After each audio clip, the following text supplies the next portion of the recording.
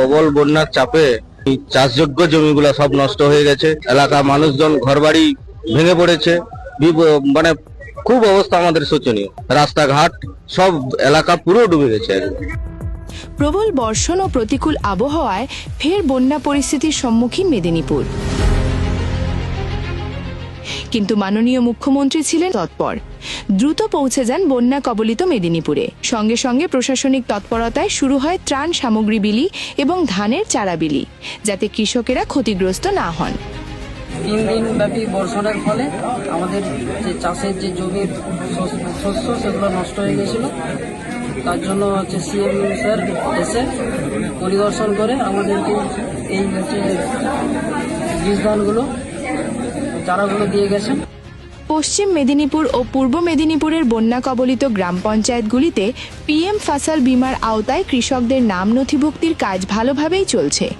বিভিন্ন শিবির এবং common service সেন্টারের মাধ্যমে এই কাজ করা হচ্ছে। আমাদের এখানে বন্যার বীজতলা নষ্ট হয়ে যাওয়ার জন্য মুখ্যমন্ত্রী নিজে স্বয়ং এসে দেখে গেছেন এবং বীজতলা দিয়ে গেছেন। বন্যার পর পুনরুদ্ধার ও পুনর্গঠনের কাজ পর্যালোচনা করা হয়েছে এবং সমস্ত ব্লকে আরও ফিল্ড টিম মোতায়েন করা হয়েছে। বন্যায় ক্ষতিগ্রস্ত কৃষকেরা যাতে জল নেমে যাওয়া জমিতে দ্রুত ধান রোপণ করতে পারেন, তার জন্য ক্ষতিগ্রস্ত নয় এমন ব্লকগুলি থেকে ভালো মানের প্রস্তুত ধানের চারা সংগ্রহ করে বিতরণের ব্যবস্থা করা হয়েছে। চারাগুলির সঙ্গে উৎস এবং জাতের নাম উল্লেখ করে সঠিকভাবে ট্যাগ লাগানো হয়েছে। এগ্রা 1, এগ্রা 2 চারা তুলে দেওয়া হয়।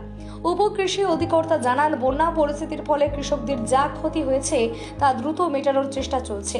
যেসব জমি থেকে জল নেমে গিয়েছে পুনরায় রোপণের উপযোগী হচ্ছে, সেখানে অগ্রাধিকারের ভিত্তিতে চারা পৌঁছে দেওয়া হচ্ছে। কৃষি দপ্তরে এই সময়োচিত পদক্ষেপে নতুন করে ঘুরে দাঁড়ানোর আশার আলো দেখছেন এলাকার ক্ষতিগ্রস্ত কৃষকেরা। উচ্চ ফলনশীল এই ধানের চারা পেয়ে রীতিমতো খুশি এলাকার উপকৃত কৃষক বন্ধু।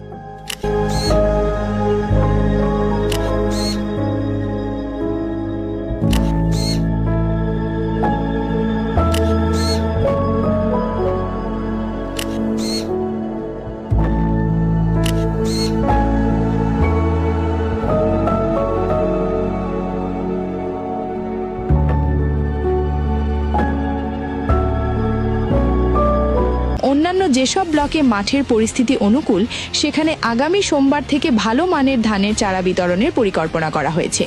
ক্ষতিগ্রস্ত কৃষকদের দ্রুত ধান চাষ পুনরায় শুরু করতে সহায়তা করার জন্য প্লান্ট প্রোটেকশন কেমিক্যালস, মাইক্রোনিউট্রিয়েন্টস সহ বিভিন্ন রিকভারি কিটও বিতরণ করা হয়।